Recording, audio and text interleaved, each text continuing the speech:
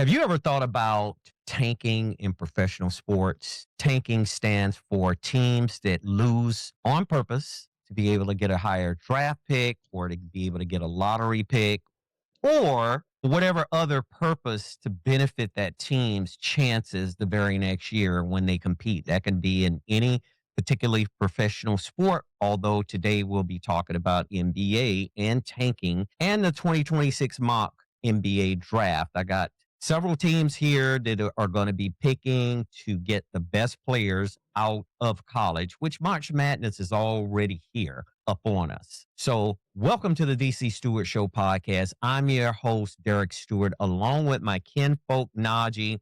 Isaiah will be joining us later this week, and we're going to be talking about NBA basketball generally today, speaking, and we mentioned tanking earlier. So, that's something that most people keep very, very quiet about. And you don't hear a lot of conversation about tanking, but I want to bring it out into the forefront. And we got the right person here to do it. We got Najee here to do it.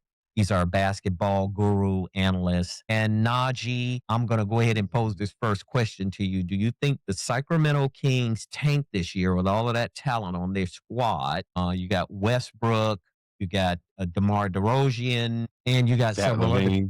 Yes, you got several other good players, Sabonis on their team as well. They picked number one according to this mock draft. So tell me a little bit about what you think about the mock draft and where these teams place in the mock draft, because I believe the Washington Wizards are placed at number two. You got me. Just think about teams like Indiana Pacers. They just went to the finals last season. So tell me, can you explain to me why they're dead last in the East?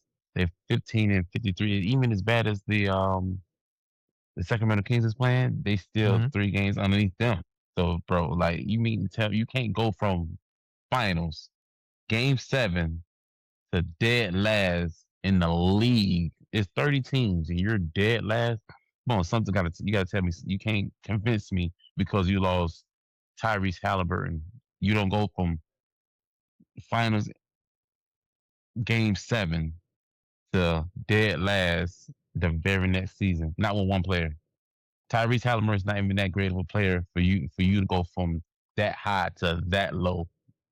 You can't even convince me that. So what did happen to the Pacers? Because, you got Pascal Siakam. I mean, they had a really good team when they ended up playing for the championship and they came up short. I find that hard to believe as well. And that goes to show you right there, what's the chances of this team just throwing in the towel and say, look, we don't care if we win the rest of the season. We'll be in the right kind of spot to land Cameron Boozer or to land Gilbert Arenas' son or several other really top players that's in college right now that's getting ready to enter into the March Madness for college basketball. Well, I think how it played out because I remember watching them in the beginning of the season, wanting to see how they compete as they were playing without Tyrese. But then I think it didn't really go their way, and they ended up being bad. So they was like, you know what, we got quite a few great prospects that's going to be in the draft. So why not just not play as hard as we was in the beginning of the season to see if we can bring some young pieces in and see if we could be better than we were this current season. Yeah, with all of that said, I mean, there is no guarantee. Let me just remind everyone and welcome to our viewers as well, because we're so glad you're here. And this is a roundtable debate. Every debate we do, every topic discussion that we have, this is roundtable, baby. Y'all can come on board and y'all can stream. We're streaming live currently, so feel free to drop us a line or whatever. It leads me back to think that it's no guarantee, even if in fact you do place high enough to draft a really good player, it doesn't guarantee whether that player will be able to help that team advance back up from where it was or to advance higher in the standings, right? I mean, there's no guarantee of that. Nope. Only going by is hope at this point. But I mean, what you're gonna do? You're gonna try hard, be a little better than what you are, and then don't get none of them great picks that you have. So I mean, the only that thing I hate about it is really cheating the consumer, the fans. Like you got people that's really investing into that franchise to buy their merchandise, to go to the game, to they hard on money and time to a team that's purposely losing. That's where who's really taking the L. So I'm going to read off the definition of tanking, and we're equating tanking with some of the positioning of some teams, current and past, because anytime you're looking at any sport, there had to have been some history in the past where teams have made up their mind, and we don't know who the source is of these teams. It could be upper management. It could be driven all the way down from upper management to the floor or to the field or wherever these teams are playing. One thing is for sure, if it's indeed in fact tanking and the league finds out about it, there should be some heavily consequences issued on the organization itself, not just the players, not just the coaches, but it really all starts at the top when it comes to tanking. So let me read the definition off. Tanking is the strategic, intentional practice of fielding non-competitive teams or losing games to secure higher draft pick and long-term rebuilding advantages, common in North American closed leagues like the NBA and the NFL. It involves trading star players, resting veterans, and prioritizing future prospects over current wins. So give me your level of weight of, is it worth it or is it not worth it to even think about something like that? And that could come in a subtle way of communication, right? I mean, that can be a subtle way of the coach not really coaching the way they need to be coaching, or as motivation drives a lot of players and a lot of teams to play harder. It could be from that level. It could be from the general manager level. It could be from, the executive portion of an organization. And some people are just not going to outright come out and say, start losing. They're going to give you reasons to understand that tanking could be a possibility. And I'm using the term tanking. They don't even call it tanking. They just say, well, the season is up in smoke anyway. So what do we need to do to get better next year, right? Yeah, that's all they're going to just say what they're focused on the future versus the present. Exactly. So that right there kind of sends a message, a signal to the bottom that if I'm a player, look, I'm not going to play that hard, because if I'm playing hard and nobody else around me is playing hard, why should I play hard? It could be that, or it could be a whole host of things, right? Of course, of course, of course. But the thing is, I mean, you can only assume at this point. I'm like, bro, but it's a lot of times it's just obvious, bro. Like you're definitely doing it on purpose. You can tell because you can tell by the effort. You can tell by the lineup. Sometimes I'm like, bro, you mean to tell me you're gonna sit them to, like, for example, if you playing the Spurs, Wemby, like they probably know they're gonna get demolished, right? So guess what? Why even pay our best players? No, I want. It's the reason why we're paying this money to see top tier talent. We're not paying out there just to go see scrubs. We're not paying to see the bench. We're paying to see the best players on the court to perform and show their craft. Well, with all of that said, there has been teams. Have you ever seen a team that you just flat out knew that they weren't trying to win? Have you ever noticed that or identified that with any sport? Doesn't necessarily have to be NBA. Oh, bro, most definitely. I mean, the Wizards been trash forever. You have at one point I thought the Pistons was doing that, but look where their Pistons are now. The Pistons are they're number one in the East. But guess what? They probably are doing it for a reason, because they drafted well and it ended up working out for them in the long run. So other franchises see that and they be like, you know what? Maybe we should do this. Maybe we could pick up Gilbert Arenas' son. We could pick up Boozer's son and see what type of future he can bring to this franchise. Right, right. Yeah, so with these younger players coming in, anytime you have a younger player coming in, they have to get acclimated to the speed of any professional sport, right? I mean, Exactly. when it comes to speed, it's a slower speed when you're playing at an amateur level versus some of the professional leagues. I'm not saying all of them, because some athletes can come in and they can assimilate and acclimate right in immediately. They don't miss a beat when it comes to speed and agility and things of that sort. But you have other athletes, it takes longer for them to get a feel for the flow of how that league runs, how it plays, and everything else. And when that's the case, you're still wasting time. You're still investing further out rather than free agency. So if you had a choice between free agency and a high draft pick, Which one would you go with in the NBA? Yeah, I mean, yeah, I guess if you want to, if you got to get what's out there because this is probably one of the better drafts anyway. So you're gonna probably do it on purpose to get them dudes, man. That I mean, but like I said, for the franchise, for the owner, for the CEO, for the person that owns the freaking team, they think that's the smart business move. But as a fan, I hate it. But I mean, because like I said, if I'm going to go to the game, if I want to take time out my day, I don't want them to purposely lose. I want to see a good game, man. Me personally, I don't go to any game. I want to see certain players. Like when I went last year, I want to go see John Morant. I mean, he's considered one of the top tier younger players, right? Mhm. Boom. When I just went to a game 2 weeks ago, I went to go see the Houston Rockets. Who I went to go see Durant. I'm going to another game. There Guess you who go. I want to see? Shea Alexander. I want to see top tier performers. I don't. Bro, so I'm telling you, that's the pros and cons in that. Pros, like if you're a diehard person, especially if you're a diehard person, the last thing you want to do is see them lose on purpose. But you do want to see them to you want to see them improve. But just like you said, also, just because you do that, don't mean you're gonna get those players that you're aiming for. It's really just it's going by numbers, like bro, and also a strain of luck. You can do all that losing and get somebody that's gonna be a freaking bust. And look at And that. Now that's happened you before in several exactly. different leagues, especially in football.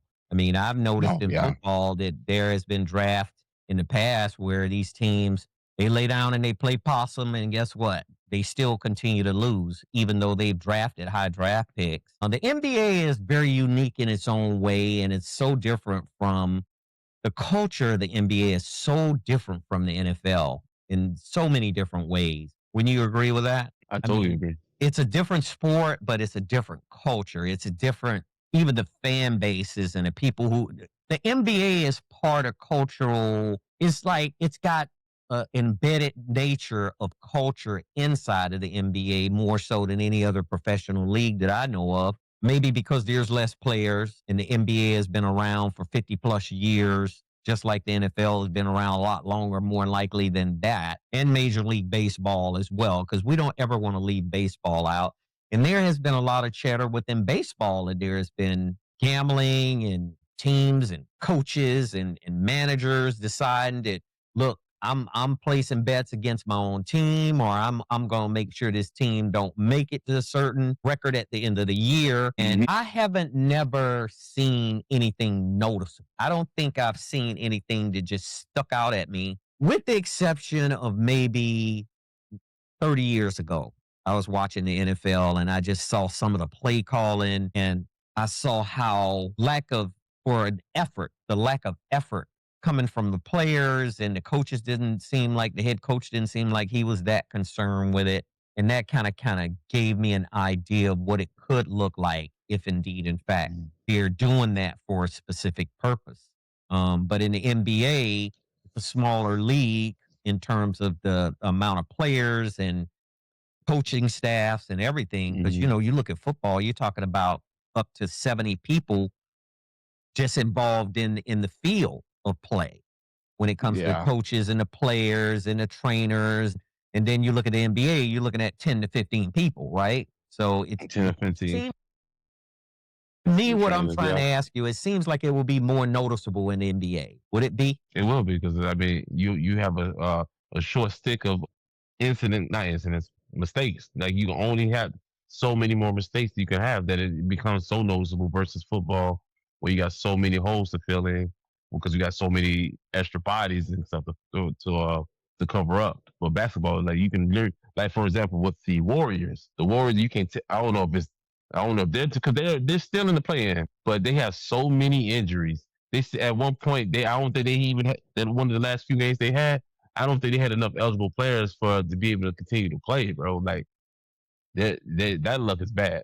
I don't know if that's real bad luck or if they're starting to teeter around. Maybe we should chill out because now you got Jimmy Butler is out for the season. Curry's been out for like 2 months now. Like, do they really want to compete? Because if they compete and make it to the sixth or seventh place in the West, who you gonna play? Right. You gonna play Thunder? Or you gonna play the Spurs? So you did all that hard work to get knocked out embarrassingly. But so I Right. mean, it's picky poison. Well, it affects the integrity, but what the hell is integrity now? Is integrity still important to a lot of people? No, it's not. I think it's I mean, shot out the window. is integrity still important to society? That's a question that needs to be answered, right? No, I no. mean, All they care about is winning and money. That's it. They don't care exactly. And about how not they only look. that, it's just whatever that person decides that their interests are or is what drives some of the stuff that happens. Because if you look at morality and integrity and all of that stuff, I think with these professional sports league, those two words were out of the window 30 years ago. Because everything is driven so much by money now. Everything starts and finishes with money until that's the root of all of why they're chasing certain elements of doing certain things like tanking and other things, gambling within these leagues, whether it's the players or whether it's the coaches or whether it's the officials. So I have a specific question for you here, and this you can answer it if you like. You might be too young to remember it, but do you think when Duke was playing Michigan with Chris Webber, and Chris Webber called that timeout at the very tail end of the game when they didn't have a timeout, and they had already had a timeout, a 30-second timeout, I believe it was. And I want to say the coach had to be insane if he didn't tell them, look, we don't have any more timeouts. Do you Mm-hmm. think that's something that could have been looked at? Because there was rumors of that, but Chris Webber denied it all the way down to his very last. Sometimes you be in the moment and then you just don't really think. Like I remember back in '06, I think his name was Josh Howard, used to play for the Mavericks. He called that timeout against the Heat, which was very costly because they didn't have any more timeout. So they ended up penalizing for that. And then I think they gave the Heat free throws for that and really took him out the game. I Right. want to say that's Josh Howard though. But I was like, bro, and I was, mind you, at that point I didn't really care for it was Josh Howard. I didn't really care for the Miami Heat with Wade because as a child I was low key kind of salty that Shaq went from Kobe to Wade. So I vividly remember that after free throws he called a timeout that they did not have and they penalized him for that. Yeah, let me make a correction too. I mentioned Chris Webber called that timeout against Duke. It wasn't Duke, it was North Carolina. And that was a Right. that was a really, really contested game. I mean, that game was going back and forth. I personally thought when Michigan took the floor against North Carolina, they were going to get it handled, but they didn't, of course, because that last time out, the game was over because it was a foul, it was a technical Mhm. at when he called that timeout with no time left, no timeouts left. So with that said, that just came to mind to me, and I can probably name multiple cases in football where receivers have dropped passes, As a things matter of like fact, that. the 2019 finals with the Cavaliers and the no, not was it 2018 finals with the Cavaliers and the Warriors Mhm. when George Hill missed the free and J.R. Smith got the rebound. Instead of him calling timeout or anything else, he ran all the way to the backcourt and tried to dribble the timeout. And LeBron even asked Tyronn Lue, he said, "Bro, we got any more timeouts?" He said, "Yeah, we got them," and it pissed him off. It pissed him off. So a lot of times especially when you talk about at a really really big game like the finals or whatever. I mean, you can lose your head, and sometimes you just lose train That's of what thought. I'm thinking too So along those a lot of lines. times it'd be almost Heat of the muscle moment. memory just to hurry you can do it, so you Yeah, don't screw up. right. So yeah, that could have been it. In the heat of the moment, especially when you're in a highly contested game like Michigan was in, and let me make something clear right here: we're not accusing Chris Webber or anything. I mean, because that game was just such a highly competitive game until Hmm. I could possibly see him taking the ball and saying, and his mindset is in a completely different mindset when it comes to, trying to get that ball down the court and trying to score if in fact they could have. So I just wanted to make that clear and make sure that we are not here accusing anybody of anything by any means at all. We're just saying that some of the warning signs over time and the patterns and stuff could lead to something like that. But you would have to really dig in and be monitoring it closely enough to kind of pick it up, I would think. because, in most sports, it's a way that a lot of athletes can make it work without you even noticing it, if that makes sense. So let me ask you another question. So it looks like the top 5 players that's coming out is Darryn Peterson from the Kansas Jayhawks, Caleb Wilson, and Mikael Brown Jr. and Chris Sinek Jr. They look like the top guys right now. It's going to be coming out of college and drafted into the NBA. It's projecting Peterson to be the number 1 pick right now in the mock draft. And he's a very, very dominant player. I just looked some of his information up here, and he's very impressive, to say the least, if you look at it, because his ability to score, he's 6'6", 205 pounds, and he's a guard. Yeah. He's a great height and frame. I'm looking at. Yeah, especially for a guard to be that. Yeah. Yeah. There's a lot of times. I was always fond of that height when it came to basketball, because you had Vince Carter, Kobe, you had Jordan, you have so that height, for some reason, 6'6" always was. Even Cunningham, that plays for the Cade Cunningham. Yeah, that plays for the Pistons, 6'6". So I always felt like that was the best size and frame, especially if you have the body frame for it. That was like the best size, because of course you're taller than average person, but the thing is, you're not too short. You can see the court. You have the ability to score at will, and you can keep up with the bigger guys too, because the bigger guys, they have a bigger body, but the thing is they're a lot slower than you, so you can blow past them, and the guards that's smaller than you can shoot over them. Right. And if you have court vision, then you completely there. That's why I always for some reason I always liked 6'6" when it came to the. I love the taller guards as well, because being that I was a big fan of Magic Johnson, so he was 6'9". Yeah, he's 6'9". He was technically he was a forward playing a point playing guard. Yeah. Yeah, because we talking about 6'9". 6'9" is LeBron height. Karl Malone was like 6'10". So if you're a point guard playing 6'9", I mean, bro, you're cheating at that point, bro. Yep. Well, one thing, and I'm glad you mentioned Karl Malone, the mailman. Boy, that dude wasn't nothing nice, man. When it came to bringing that ball down the court and driving toward that basket, if you took a charge, you were taking your life in your own hands, messing with Karl Malone, because I seen him bull over so many people, so many players over his career during his young days when he was in his prime. Utah was going to those finals and stuff. Boy, he wasn't nothing to play with. He wasn't nothing nice, man. I'm gonna just leave it at that. Style of that's the thing when it comes to different styles of plays in different eras. I don't think he would have been as dominant now the way how he played then, because I don't think he was much of a 3-point shooter. So right there alone, the competition now would challenge him, or he just wouldn't be able to do it based on the league. Just the style of play, because the pace is crazy. I mean, he can try to bulldoze the people, because everybody that's his height and over is well underweight when it comes to his style of play, and of course his body frame. Because you got people like Chet that plays for the for Thunder. Yeah, he's 7'1", 7'2", but he also weighs only like 210. You know how skinny that is for a 7-footer? Oh, I know. Exactly. So he can bulldoze right through them. When you talk about having to guard the perimeter, I don't think he would be able to, because he wasn't a great perimeter defender. So right there alone takes you out the game.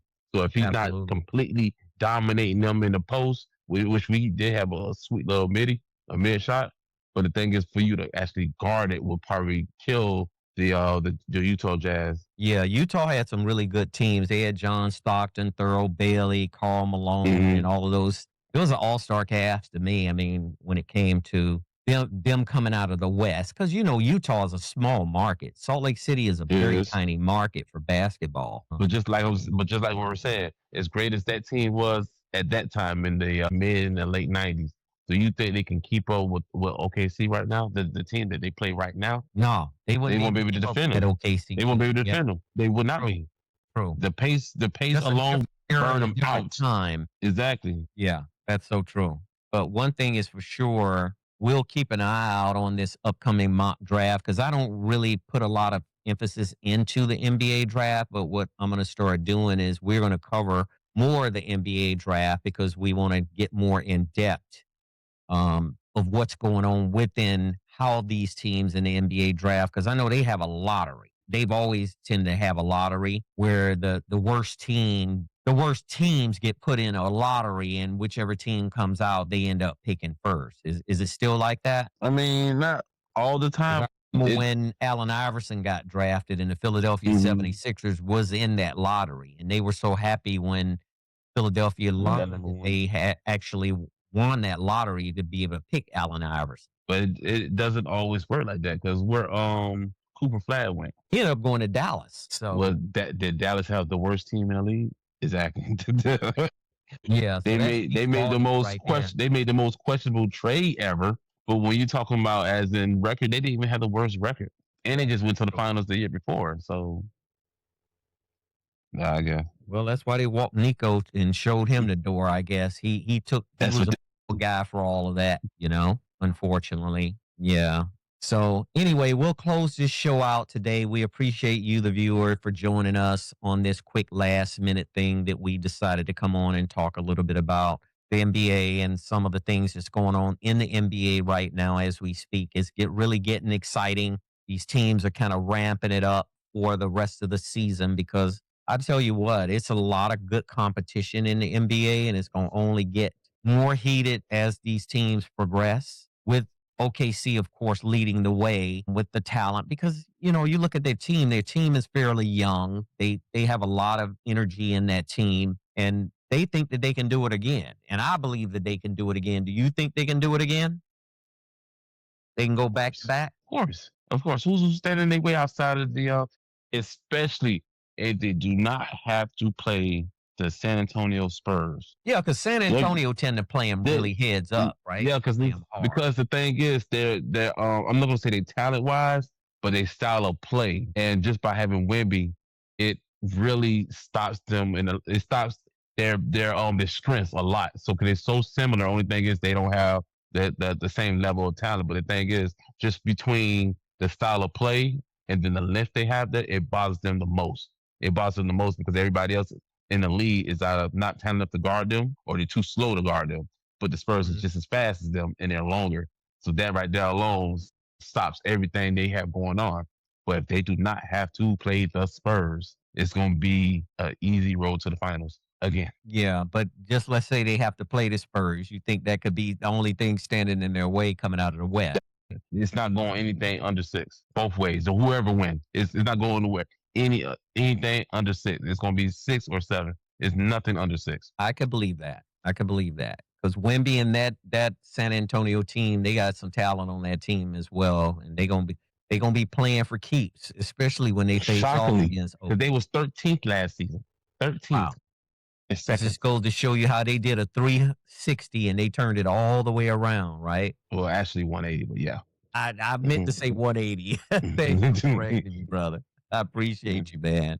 So anyway, all right, everybody, before we close this thing out, let's bring this whole conversation back and summarize it all. We talked and began talking a little bit about the mock draft and how that applies to teams that are positioned in the draft to get the best players coming out of college with, Sacramento leading the way. And then you got the Washington Wizards.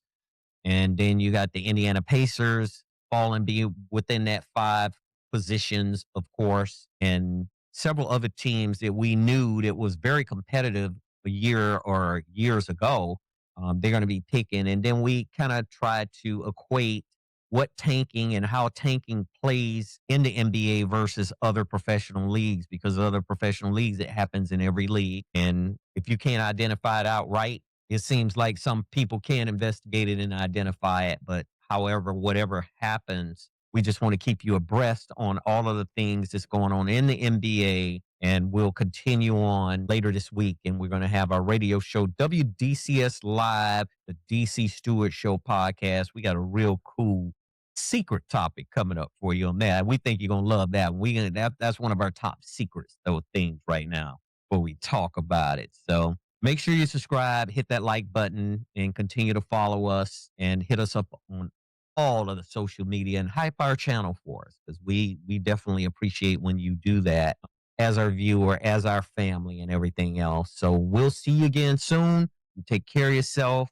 And if you got anything to drop on us, drop it to us. We have an email that's in the comments and description section that you can be able to contact us if you need to do that. We'll try to get back to you as soon as we can. Take care of yourself, take care of your mind, your spirits, and your heart, and take care of everything around you. Peace, love, prosperity. Take it. See you soon. You've reached the end of another episode of the DC Stewart Sports Talk Podcast. Be sure to connect with us at Facebook and Twitter.com. Your voice is important, so head over to iTunes to subscribe, rate, and leave us a review. Catch our next episode.